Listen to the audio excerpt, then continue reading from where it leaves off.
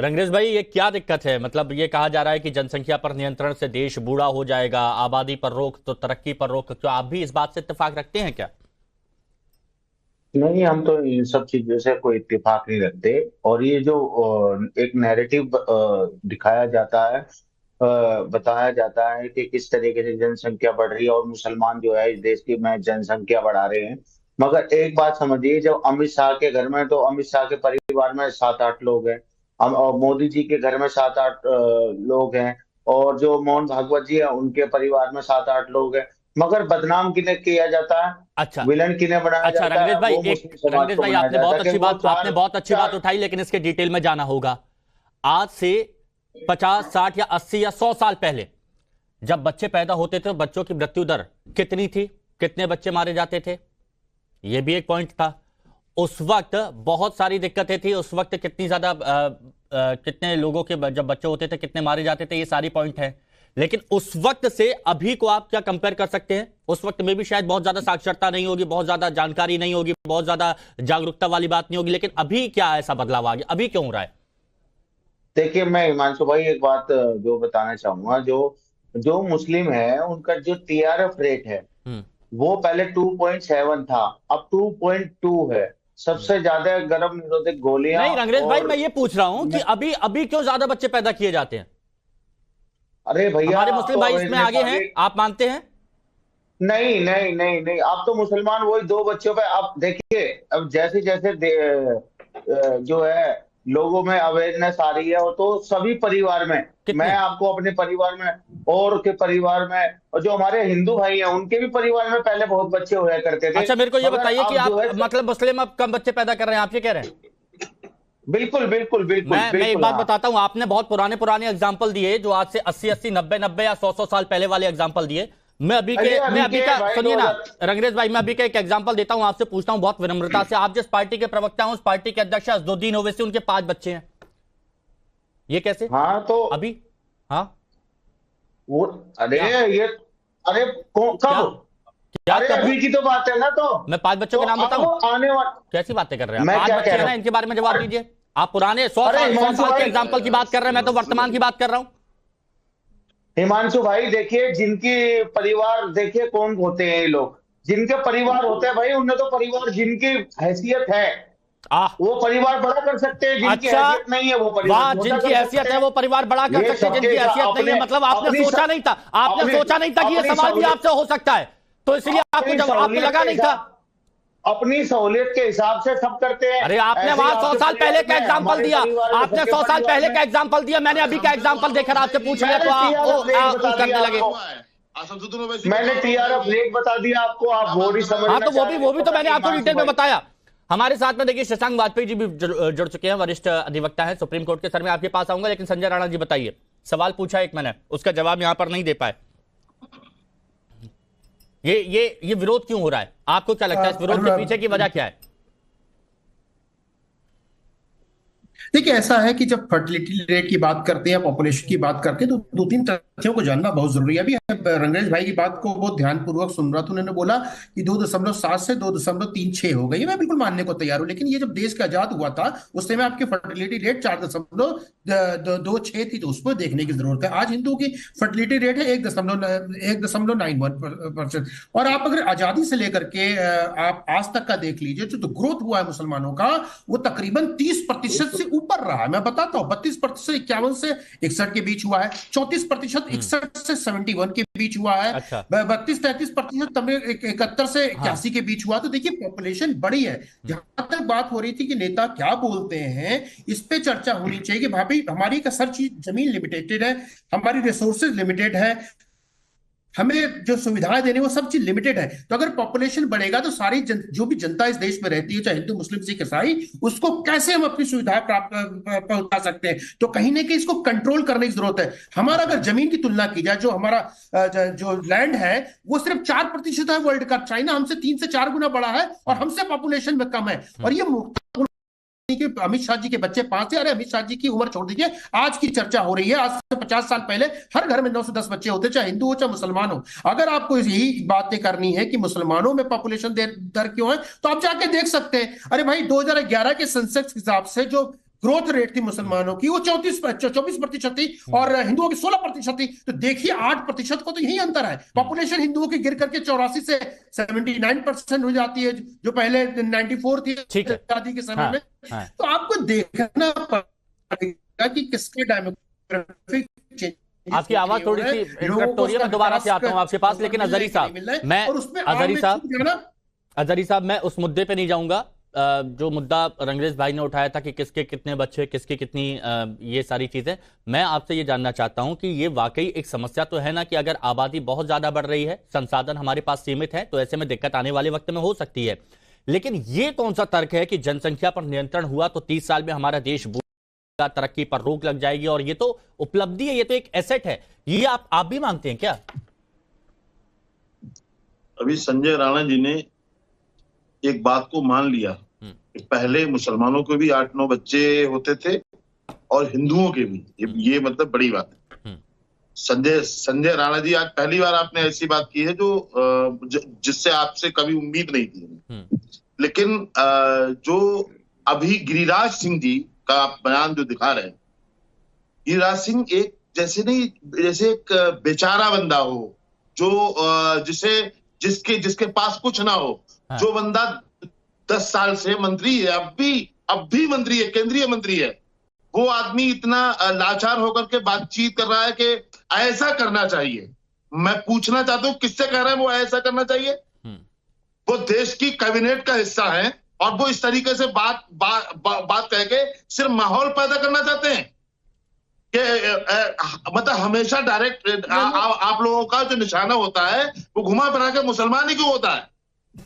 अब देखिए मुसलमानों पे ये कंफ्यूजन, मैं ये चाहता हूँ ये कंफ्यूजन थोड़ा सा क्लियर हो जाए। अजहरी साहब मैंने जब आपसे सवाल पूछा अजहरी साहब, तो मैंने कहीं पर हिंदू मुसलमान का जिक्र नहीं किया, कहीं पर नहीं किया। मैंने आपसे ये पूछा कि अगर आबादी बढ़ रही है और जनसंख्या पर नियंत्रण होता है तो 30 साल में देश बूढ़ा कैसे हो जाएगा, तरक्की पर रोक कैसे लग जाएगी? जनसंख्या, बढ़ती हुई जनसंख्या एसेट क्यों है, ये मैंने आपसे पूछा। देखिए हमारा मानना ये है, मानना ये है, हम क्या खाएंगे, क्या पहनेंगे, कितने बच्चे पैदा करेंगे, ये अधिकार हमें होना चाहिए, ये आजादी हमें होनी चाहिए। नहीं, बिल्कुल नहीं। आप क्या खाएंगे, क्या पिएंगे, आपका अधिकार है, लेकिन आप 20 बच्चे पैदा करके देश का डेमोग्राफी बदलने का आपको अधिकार नहीं है। आप सिर्फ बात ही करेंगे टीवी पे बैठ करके, कानून लेके आइए, हिम्मत आपकी है। मुसलमानों का देश नहीं है। आप 10 साल से यूनिफॉर्म सिविल कोड के नाम से पूरे देश को बेवकूफ बना रहे हैं। अपने से पे चर्चा कर लेते हैं। यूनिफॉर्म सिविल कोड के नाम से पूरे देश को चूना लगा रहे हैं। 32% के रेट से यूनिफॉर्म सिविल कोड के नाम से पूरे देश से हिंदू मुसलमान कर रहे हैं। आप 10 साल से हिंदू और मुसलमानों के ये भड़का रहे हैं कि यूनिफॉर्म सिविल कोड आएगा। अरे मैं ये कह रहा हूँ, सुनिए अजहरी साहब, आप क्या खाते हैं, आपका अधिकार। सुनिए ना, अरे मेरी बात सुनिए अजहरी साहब। बाकी के मेहमानों पर भी मेरे को जाना है, इसीलिए एक बार मैं सुनिए, बात सुन लीजिए मेरी। आप क्या खाएं आपका अधिकार है, आपको कोई नहीं रोकेगा। आप क्या पहने ये भी आपका अधिकार है, कोई नहीं रोकेगा। लेकिन एक गरीब मुसलमान सुन तो लीजिए, एक गरीब मुसलमान जो 2 वक्त की रोटी बड़ी मुश्किल से जुटाता है, आप चाहते हैं वो भी 5-5, 6-6 बच्चे पैदा करे? नदी और नाले और नहरों पर आपने रंगों पर, कलरों पर, सब पर कब्जा आपने कर रखा है। अरे हम क्या कहते हैं, हम तो कहते हैं कि उगते सूरज ढलते सूरज को भी आप, उगते सूरज के रंग को आपने कोई और दे दिया। मैं क्यों कह रहा हूं, मेरी बात सुनिए ना। आप मेरे को बस इतना सा बता दीजिए कि जो आप पहनना चाहते हैं आप पहनिए, जो आप खाना चाहते हैं खाइए, लेकिन एक गरीब मुसलमान परिवार जो 2 वक्त की रोटी अगर मुश्किल से कमा रहा है, तो आप चाहते हैं वहां पर भी 5-5, 6-6 बच्चे हों, ताकि उनके पालन पोषण, उसकी शिक्षा में दिक्कत? देखिए ये वो भी जानता है और उसकी मर्जी पर आधारित होना चाहिए। हमने देखा है, चीन को पढ़ लीजिए आप।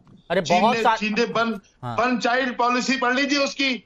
क्या हाल है उसके, क्या हाल है? उसी का उदाहरण दिया है मैन्युफैक्चरिंग। अरे मैं जानना चाहता हूँ, आप बताइए ना क्या हाल है, बताइए ना। आज पॉलिसी वापस लेना है। डॉलर का है, आज एक आदमी रह गया है एक घर में। 3.5 गुना बड़ा है। परेशानियों का आनंद जरा पढ़िए। सिर्फ हिंदू आप मुसलमान बात का करें चश्मा उतार के। मुसलमान, ये बताइए मुसलमानों का राणा जी, हिंदू मुसलमान का चश्मा उतारिए। हिंदू मुसलमान का चश्मा। भारतीय स्वामी बन चक्रपाणी जाइए। महाराज जी, वकील साहब मैं थोड़ी देर रुकिएगा, सबसे मैं बात कर लूं, फिर कानूनी पेचीदगियां भी इसके जानेंगे, हम जरूर जानेंगे। स्वामी चक्रपाणी महाराज जी, आपने सुना, यहां पर आपने रंगरेज भाई को भी सुना, आपने अजहरी जी को भी सुना, आपके विचार क्या है? क्या ये जरूरी है?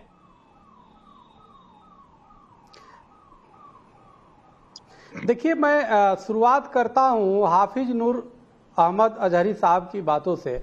ये बिल्कुल मैं सहमत हूं कि वर्तमान में 10 साल पिछले से सरकार है केंद्र में बीजेपी की, लेकिन जनसंख्या पे सिर्फ बातें होती रही, और पहले भी जो सरकारें रही आज़ादी के बाद सबने सिर्फ बातें किया, लेकिन किसी ने जनसंख्या कानून नहीं बनाया, जबकि सबसे बड़ी ये मांग है। दूसरी बात मैं ये कहना चाहता हूं कि हिंदुओं से शुरू से अन्याय हुआ है।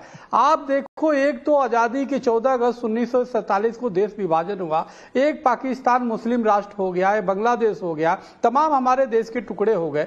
लेकिन आप ये देखो, उसके तुरंत बाद जब आज़ादी मिली तो कम से कम खास तौर से जो मुस्लिम भाई यहाँ पे थे उनके लिए जनसंख्या नियंत्रण लागू होने चाहिए था। लेकिन हुआ क्या, उनको 4 विवाहों का अधिकार दे दिया गया। हिंदू जो 4-5 कर सकते थे उनको 1 अधिकार दिया गया। हिंदू तो कानून मानता रहा, ये कानून अपने मानते रहे, सरिया कानून। आज 4 शादियां और 24 बच्चे पैदा होते हैं। तो इस तरह की चीजें, और हिंदुओं को रोक दिया गया, या तो हिंदुओं को भी छूट दे दिए होते कि वो भी जितनी चाहे शादी करे। तो ये कानून अगर जनसंख्या कानून बने तो मुस्लिम भाइयों के लिए बने, ना कि हिंदुओं के लिए। हिंदुओं की तो दुनिया में आबादी ऐसे ही कम है भाई, हिंदुओं की तो, सनातनियों की दुनिया में आबादी कम है, अब मुस्लिम भाइयों का तो सबसे ज्यादा है। इसलिए मेरा मानना है मुस्लिम तुष्टीकरण अभी भी जो हो रहा है कि जी सबके लिए जनसंख्या कानून बनेगा, ऐसा नहीं होना चाहिए। सिर्फ सुनिए भाई, मजहबी मामला में अरे भाई अजहरी साहब, मैं बीच में नहीं बोलता हूँ, आप क्यों हमें रोक रहे हैं? तो ये के मामले में सामने लेकर नहीं आते। मूल विषय यह है कि यहाँ पे सिर्फ जनसंख्या कानून मुस्लिम भाइयों के लिए बनना चाहिए। उनकी जनसंख्या कानून, उनको जनसंख्या रोकिए। हिंदुओं की जनसंख्या तो बढ़नी चाहिए, तभी वसुधैव कुटुंबकम होगा। पूरे विश्व में वसुधैव कुटुंबकम के सिद्धांत जाएंगे भाई। पूरे दुनिया में हिंदुओं की संख्या ऐसे ही कम है। अब पता चले आप इनके चक्करों में, आपका आंकड़े थोड़े गलत हो गए। अच्छा, एक मिनट, हमारी जनसंख्या कम करने में नहीं, जनसंख्या कानून हो तो सभी के लिए, उसमें सभी लोग आने चाहिए। सिर्फ यही बोर्ड की राजनीति करने वाले सैयद जब्बार भाई, अच्छा ठीक है, एक मिनट, सैयद जब्बार भाई, मेरे को अजहरी साहब से इस बात का जवाब नहीं मिला। और जनसंख्या कानून अगर लाने की बात की जाए तो वो सभी के लिए होनी चाहिए, लेकिन मैं आपके इस पर विचार जानना चाह रहा था कि आपको क्या लगता है, क्योंकि क्या बढ़ती जनसंख्या एक एसेट के तौर पर देखते हैं, और अगर ये कानून बनेगा तो 30 साल में हमारा देश बूढ़ा हो जाएगा, जैसे एसटी हसन कह रहे हैं, उनके विचार हैं। बहुत बहुत शुक्रिया हिमांशु भाई, और मैंने सबको बड़े सुकून के साथ सुना है और आशा करता हूं कि मुझको भी सुने। देखिए, बड़ा एक मशहूर शेर है कि बर्बाद गुलिस्ता करने को सिर्फ एक ही उल्लू काफी था, हर शाख पे उल्लू बैठा है, अंजाम गुलिस्ता क्या होगा। भाजपा से कोई पॉलिसी बनाने की तवक्को करना देश को गड्ढे के अंदर डालना है। जैसी नोटबंदी करके देश के अंदर इन्होंने जो मास्टर स्ट्रोक मारा था, छोटा व्यापारी और जो हमारा रोजमर्रा का रेहड़ी पटरी वाला होता था, वो इन्होंने कमर तोड़ दी। फिर जो हमारा मिडिल क्लास व्यापारी था, जीएसटी ला करके इन्होंने मास्टर स्ट्रोक मारा। आप देखिए, जो अनऑर्गेनाइज सेक्टर का हमारा व्यापारी था वो खत्म हो गया। फिर अग्निवीर जैसा इन्होंने मास्टर स्ट्रोक मारा। फिर उसके बाद देखिए देश की सेना के अंदर क्या हो रहा है। उसके बाद इन्होंने ट्रिपल कृषि कानून बिल लेकर के जो मास्टर स्ट्रोक चंद उद्योगपतियों के लिए मार रहे थे, फिर वो इन्होंने मुंह की खाई वापस लेना पड़ा। और अब देखिए नीट की परीक्षा को लेकर के जिस तरीके से भारतीय जनता पार्टी रिएक्ट कर रही है, उसको देख के हैरत है। तो इनकी कोई भी पॉलिसी, अरे बीच में बोलने के चाह रहे हैं वो सुन लीजिए, जनसंख्या वाले मुद्दे। तो भाजपा कोई पॉलिसी बनाए, समझ लीजिए देश के लिए बड़ा ही खतरनाक और जो है गड्ढे में डालने वाली होती है। अब आ जाता हूं इसकी रिपोर्ट पे। एक वॉल स्ट्रीट जर्नल की एक रिपोर्ट थी, मैं उसको पढ़ देता हूं आपके सामने। उसके अंदर बड़ी चिंता व्यक्त करी गई। लैंड स्टेट जर्नल की रिपोर्ट आई, उसने 2050 तक भारत के लिए चिंता व्यक्त करी है। भारत का जिस तरीके से टीएफआर रेट गिर रहा है, भारत की जनसंख्या का रेशो गिर रहा है, 2050 तक भारत के अंदर एक बड़ी समस्या होगी और ये बड़े बड़े एक्सपर्ट का कहना है उस रिपोर्ट में भारत के लिए। हाँ। आप पढ़ लीजिएगा उठा करके। भारत की और पूरे विश्व की जो TFR रेट आइडल होती है वो 2 होती है, और भारत की 2 हो चुकी है। कुछ एक प्रदेश है जैसे उत्तर प्रदेश हो गया, बिहार हो गया, और 4-5 स्टेट हैं, वहां TFR रेट 2.2 से 2.5 के आसपास है। अच्छा। वो इसलिए है क्योंकि वहां पर अच्छी स्वास्थ्य व्यवस्थाएं नहीं है, अच्छा एजुकेशन सिस्टम नहीं है, अच्छा जो इंफॉर्मेशन और अवेयरनेस प्रोग्राम होते हैं वहां नहीं चला जाते हैं। केरल की बताइए संजय राणा जी, TFR रेट कितना है बताएंगे आप? वहां 2. आपने बोल लिया, तो 2 से जवाब कम हो गया। ठीक है, बहुत सही मुद्दे की बात हुई है, मुद्दे की बात हुई है तो मुद्दे की बात का जवाब होना चाहिए। बहुत बढ़िया बात, सही जवाब बोला कि उत्तर प्रदेश, बिहार, मध्य प्रदेश कुछ प्रदेश है जिसमें PFR रेट 2 के ऊपर है, ये बोलते ही मानने को तैयार है। अगर वहां पे एजुकेशन नहीं है, वहां पे विकास नहीं हुआ है, तो उसके लिए आप 75 साल तक यानी 65 साल तक आपका जो राज्य था, कांग्रेस का राज्य जिम्मेवार नहीं है। बोलिए उसका जिम्मेवारी कौन लेना चाहता है? आपसे प्रश्न, अरे सुन लीजिए, अरे आपके बीच में कथा नहीं बोला था मैं। आपने किसका रिपोर्ट, आप किस जर्नल का बात किया? मैं पीयू रिपोर्ट, रिसर्च कंपनी का रिपोर्ट दे रहा हूँ, रिसर्च कंपनी का रिपोर्ट दे रहा हूँ। सैयद जवाद भाई, अरे एक मिनट, सैयद जवाद भाई सुनिए ना, सैयद जवाद आप सुनिए। देखिए ऐसे नहीं होता। सैयद जवाद, जब आपने बात की शुरुआत की, आपने कहा मैंने सुना, अब मुझे सुनिए। अब जब वो बोल रहे हैं, जवाब दे रहे हैं, तो सुन लीजिए। हाँ बोलिए। हिमांशु भाई, अब ये इन्होंने एक जर्नल का नाम दिया, किसी पेपर का, इंग्लिश पेपर का नाम दिया। मैं भी इंग्लिश रिसर्च कंपनी का रिपोर्ट दे रहा हूं। उसने कहा है, अरे सर अरे वो आप ही का जर्नल है भैया, मुझे पता किसकी बात कर रहे हैं आप। पीयू रिसर्च कंपनी का रिपोर्ट दे देता हूँ, जिस तरह पीयू का रिपोर्ट दे रहा हूं, जिस हिसाब से पॉपुलेशन बढ़ रही है, मुसलमानों की पॉपुलेशन बढ़ रही है, अगर 30% हो जाती है, जान लीजिए 30% हो जाती है, तो हिंदुस्तान में आने वाले 100 साल में इस्लामिक कंट्री में बदल जाएगी। ये तो विदेशी रिसर्च कंपनी बता रही है, जो मैं नहीं बता रहा हूं। नहीं तो क्योंकि आप विदेशियों में बिलीव करते हैं इसलिए बता रहे हैं। नंबर 2, क्या फर्टिलिटी रेट की जब आप बात करते हैं 2.3 आपकी आवाज बहुत डिस्टर्ब हो रही है, हिंदुओं की है। लेकिन जो रेट बढ़ रहा है आज के दिन में 43% से आपकी जनसंख्या बढ़ी है, और हमारी जनसंख्या, अगर मैं सिर्फ सेंसेक्स की बात कर लूं तो 2011 में 16% है। तो 43 से 16 का आंकड़ा देख लीजिए, 24 से 16 का आंकड़ा देख लीजिए, तो कहीं ना कहीं एक समस्या है। नंबर 1। नंबर 2, जनसंख्या कंट्रोल की जब बात करते हैं तो सबके ऊपर लागू होता है, हिंदू मुस्लिम सिख ईसाई सबके ऊपर। देखिए, सबको इस देश में रहने का अधिकार है, और सबको रोजगार चाहिए, सबको यहाँ पे जो सुविधाएं मिलने सबको मिलनी चाहिए। ये बता लीजिए, अगर जनसंख्या बढ़ने से कहीं रोक देंगे तो बुरा हो जाएगा। कैसे बुरा हो जाएगा भाई? एक लिमिटेशन है, शशांक जी, आबादी का संतुलन, शशांक जी, आबादी का संतुलन और इसको लेकर जनसंख्या कानून की मांग की जा रही है। क्या कुछ पेचीदगियां यहां पर रह सकती है, किन बातों का यहां पर ध्यान रखा जा सकता है?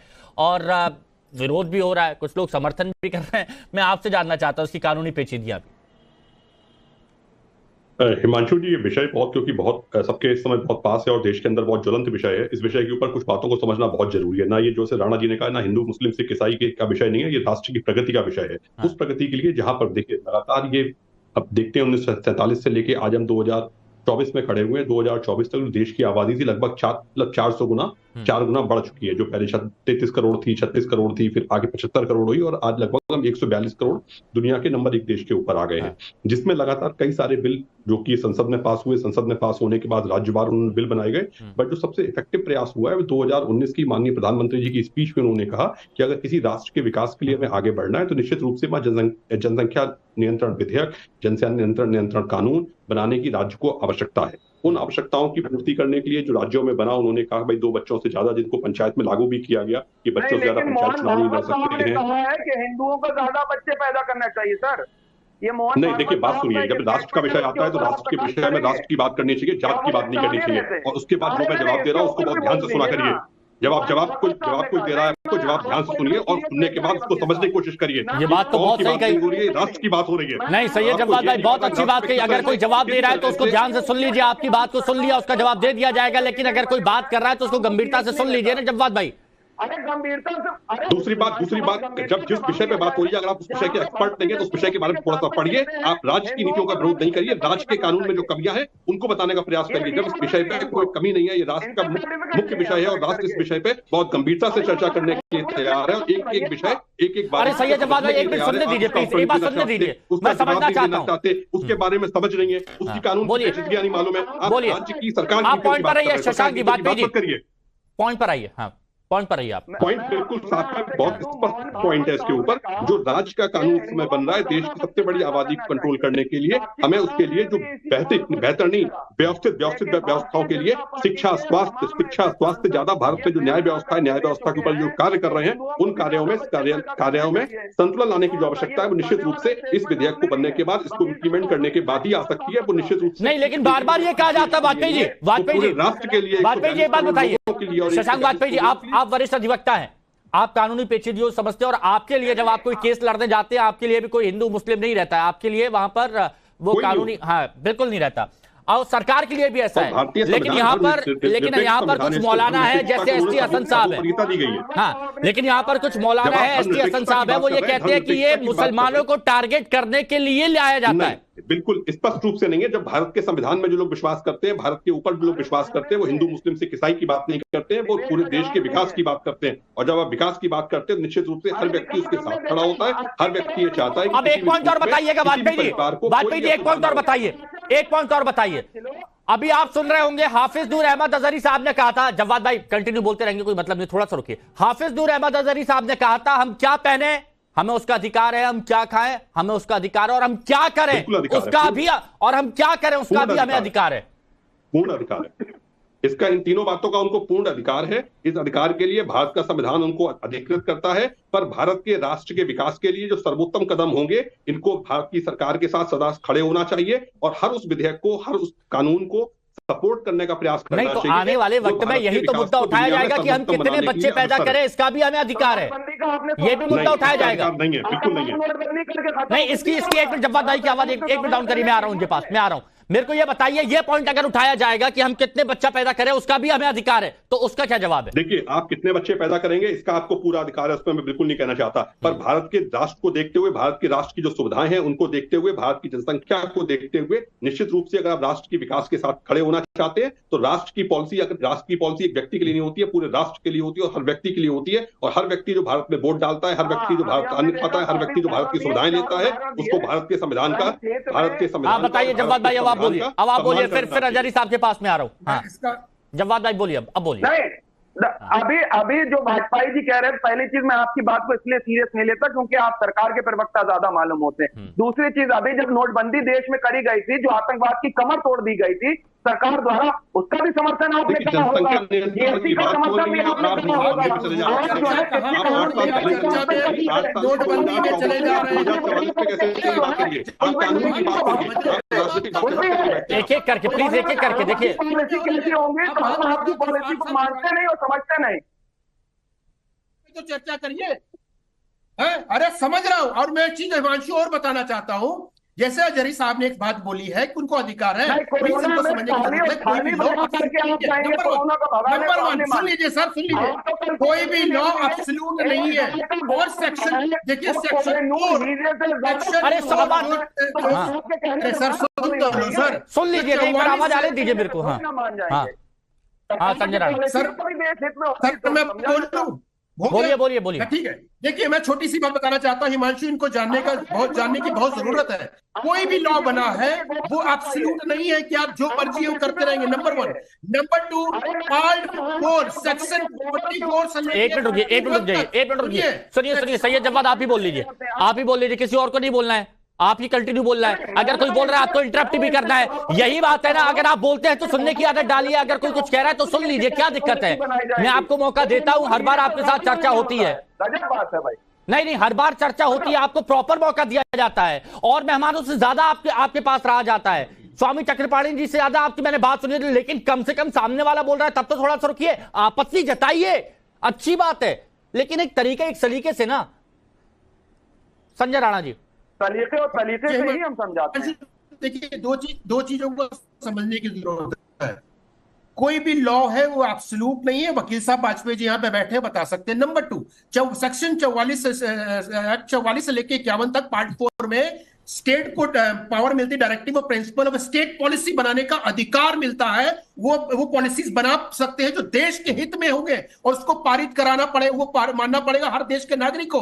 ये बोल देना कि मेरी मर्जी है, हम कुछ भी करेंगे, नहीं होगा। देखिए, पर्सनल लॉ जो होता था, पहले कबीले होते थे, ट्राइबल होते थे, तो पर्सनल लॉ होता था। उसके बाद लैंड ऑफ लॉ हो गया है। तो लैंड ऑफ लॉ जो होता है वो सिविल में आता है, उसको आपको मानना पड़ेगा। क्रिमिनल एंड सिविल दो डिफरेंट चीज होती है, दोनों अलग अलग तरीके से देखना पड़ेगा। ये सिविल मैटर है, सिविल मैटर को एक पॉलिसी बना के गवर्नमेंट इंप्लीमेंट कराएगी और उसको मानना पड़ेगा। लेकिन आपके साथ समस्या क्या है? आपको हमेशा हिंदू मुस्लिम के चश्मे से देखने की कोशिश कर रहे हैं। मैं बोल रहा हूं, जबाज जी का आंसर देते हैं। जबाज ये बताइए, भारतीय जनता पार्टी छोड़ दीजिए, जबाज भाई ये बताइए, आपकी पॉपुलेशन 51 में 32% से बढ़ी, आपका 71 में आपकी 30% से बढ़ी, आपका ऐसे बात नहीं होगी। सही है, मेरे को ये बताइए रंगरेज भाई, एआईएमआईएम का स्टैंड क्या है इस मुद्दे पर? आपने शुरुआत में दफ्तर की बात हो गई थी, लेकिन एआईएमआईएम का स्टैंड क्या है इस पर? देखिए हिमांशु भाई, हमारा वो स्टैंड है जो हमारे देश का स्टैंड है। बहुत बढ़िया। दूसरी बात, यानी दूसरी बात ये बात है, अगर वो फैसला लेते हैं तो आप साथ में हैं? नहीं, हम इसका विरोध कर रहे हैं, वो कहना चाह रहा हूं मैं। मगर जो देश हित के लिए, अच्छा, जैसे अवेयरनेस है, आप अवेयरनेस फैलाइए, आप पिछड़े लोगों को जो है आगे लाइए, मुख्यधारा में जोड़िए। देखिए, जो पढ़ा लिखा बढ़ती आबादी खतरा है कि नहीं है? नहीं है, कोई खतरा नहीं है। हमारे देश के लिए ज्यादा जनसंख्या होगी तभी सारी चीजें अच्छी होंगी, और सब चल भी रही हैं, उसमें किसी को क्या दिक्कत है? मैं अच्छा ये बताइए रंगरेज भाई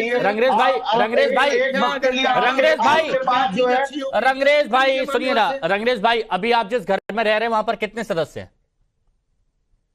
देखिए आप हिमांशु भाई जो है ना, मैं पर्सनल नहीं जा रहा, मैं एक बात समझाने की कोशिश कर रहा हूं। अगर एक घर में 4 से 5 लोग रहते हैं, अगर उसी घर में 15 से 20 लोग रहने लगे तो दिक्कत होगी कि नहीं होगी? संसाधनों की, रहने की, प्राइवेसी की होगी कि नहीं होगी? मैं ये बता रहा हूं, मैं पर्सनल नहीं जा रहा हूं। अच्छा, आप ये बात कौन कर रहा है? जिनकी ना शादी हुई है, ना जिनके बच्चे हैं, वो कह रहे हैं कि बच्चे पैदा करो और शादी नहीं है, बच्चों पर रोक लगाओ। अरे मैं ये नहीं कह रहा, मेरी बात सुनिए। मैं तो ये आपसे आप ये कह रहे हैं कि बढ़ती आबादी अच्छी बात है। नहीं, मैंने एक लॉजिक वाली बात करी, उसका जवाब दे दीजिए। आपने कहा बढ़ती आबादी अच्छी बात है। अरे एक मिनट, नहीं राणा जी प्लीज, राणा जी 1 मिनट रुकिए। आपने कहा बढ़ती आबादी अच्छी बात है। मैंने आपको एक उदाहरण दिया कि एक घर में अगर कहीं पर 10 लोग रह रहे हैं, वहां पर 20 से 25 लोग रहने लगे तो दिक्कत होगी, संसाधन क्योंकि सीमित होते हैं। तो बढ़ती आबादी अच्छी बात कहां से हो गई? मैं ये पूछ रहा हूं आपसे। मैंने तो हिमांशु भाई आपको शुरू में बताया कि मुसलमानों का लगातार टीआरएफ रेट घटता जा रहा है, और जब जैसे जैसे अवेयर हो रहे हैं लोग वही 2 बच्चे तक ही लोग करते हैं, और हमारे परिवार में सारी चीजें हो रही हैं। मगर ये जो सरकार में जो लोग बैठे हैं, अब सरकार में जो लोग बैठे हैं उन्हें समझना चाहिए, जब उनका खुद का कोई परिवार नहीं है क्या, तो वो कैसे कर देंगे किसी के लिए? 70 साल से रो रहे हैं कि हम पढ़े लिखे नहीं है, इसलिए हमें जागरूकता की जरूरत है। लेकिन बच्चे पैदा करने में जागरूक नहीं होंगे, वो तो भैया भगवान की और अल्लाह की देन है। अरे भैया, जितने बच्चे मुसलमान पैदा करता है उतने हिंदू करते हैं, उतने सिख करते हैं, उतने ईसाई करते हैं। अभी कह रहे थे आप 4 बीवी 40 बच्चे। मैं आपसे पूछता हूँ, आप बता दीजिए 10 नाम। तो मैं क्या बोलूं, आजादी के समय 4 बीवी हो और 10 बच्चे हो, बता दीजिए 4 नाम। 10 नाम बता दीजिए। आपकी दुगनी नहीं है, बता नहीं पाएंगे। आप बताइए पढ़ रहे कि नहीं पढ़ रहे हो? आप बताइए। 2011 लॉजिक अभी भी समझ में नहीं आ रहा है। मेरे को ये लॉजिक अभी भी समझ में नहीं आ रहा है कि ये क्या सोच डाली गई है। मेरे को ये लॉजिक समझ में नहीं आ रहा है कि जो रंगरेज भाई भी मान रहे हैं, जो एसटी हसन भी कह रहे हैं कि आबादी पर रोक मतलब तरक्की पर रोक, आबादी बढ़ती जाएगी यानी तरक्की बहुत ज्यादा अच्छी होती जाएगी। अजहरी साहब, इसके पीछे लॉजिक तो समझा दीजिए। अजहरी साहब, लॉजिक क्या है इसके पीछे? लॉजिक तो आपके पास मौजूद है, आप उसको कबूले ना, वो अलग बात है। तमाम हिंदूवादी तहरीकें, तंजीमें, चाहे वो आरएसएस क्यों ना हो, सुन लो भाई, हमारी बात को आपको कड़वी ना लगे, सुन ले आप एक बात। मैं कड़वी वाली बात नहीं, आप अगर पॉइंट पर है कि मुझे ये बताएंगे कि आप लोग, रंगरेज भाई, आप लोग सब लोग ये मान रहे हैं कि आबादी बढ़ेगी तो फायदा होगा। सुनो ना, आपको आबादी बढ़ेगी और आबादी बढ़ के खाना मिलेगा या नहीं, रहने की जगह होगी या नहीं, इस बात की चिंता नहीं है आपको। आपको चिंता ये मैंने और कौन सा मुद्दा उठा दिया? आबादी बढ़ेगी तो देश पे इस्लामी राष्ट्र देश हो जाएगा, घोषित हो जाएगा। अभी संजय राणा जी बोले भी थे। यहाँ देखिए, और आपको कोई इसका डर नहीं है। मुसलमानों को मुसलमानों की सुनो, में समस्या है। मोहन भागवत जी, साक्षी महाराज, साध्वी निरंजन ज्योति, पता नहीं। देखो, मैं जब बोलता हूँ तो संजय राणा जी बीच में आ जाते हैं। और संजय राणा जी बोल रहे हैं, तब मैं बोलूंगा तो आप कहोगे उन्हें अपनी बात करनी चाहिए। नहीं अरे संजय राणा जी बोलने दीजिए, संजय राणा जी बोलने दीजिए, वरना वो कहेंगे भेदभाव वाली बात। नहीं संजय जी एक मिनट रुकिए। संजय जी सुनिए ना, सुनिए रुक जाइए, जवाब ले लूंगा। चक्रपाणी महाराज से इसका जवाब दूंगा। हाँ बोलिए अजहरी साहब, बोलिए।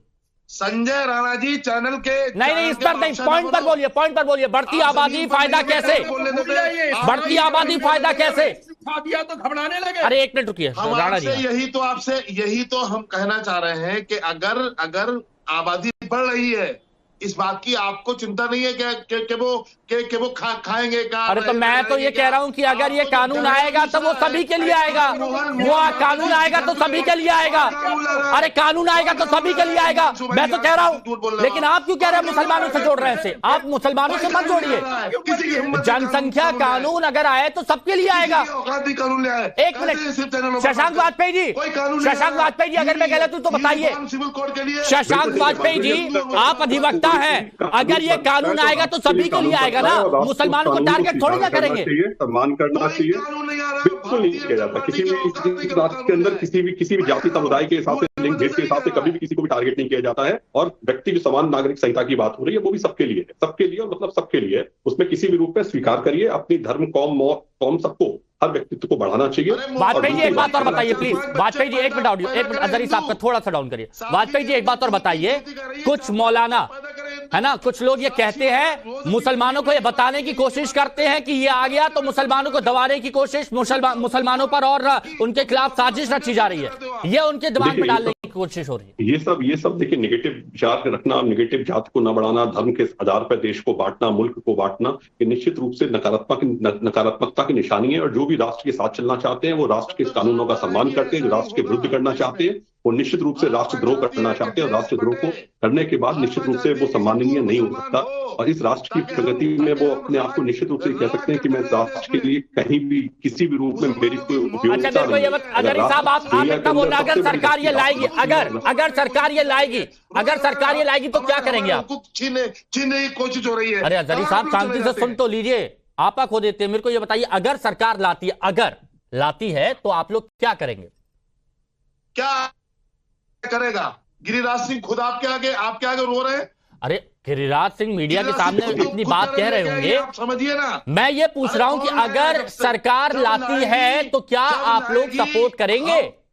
अगर सबके लिए आता है पेश करे, सपोर्ट ऐसे नहीं है, ऐसे बातों से नहीं होगी। हाँ, तो कैसे होगी? सरकार अपना खाका पेश करे। अभी तक यूनिफॉर्म सिविल कोड के लिए पूरे देश को लटका रखा है सरकार ने। अरे मैं पूछ रहा हूं, अगर लाती है तो आप लोग उसके पहलुओं को समझने के बाद, अगर उसके पहलुओं को समझने के बाद आप समर्थन करेंगे या फिर नहीं करेंगे? मैं ये पूछ रहा हूं। अगर सबके लिए आता है तो। हमने आपसे कहा, हम बच्चा पैदा करने के मामले में आजादी चाहते हैं देश में।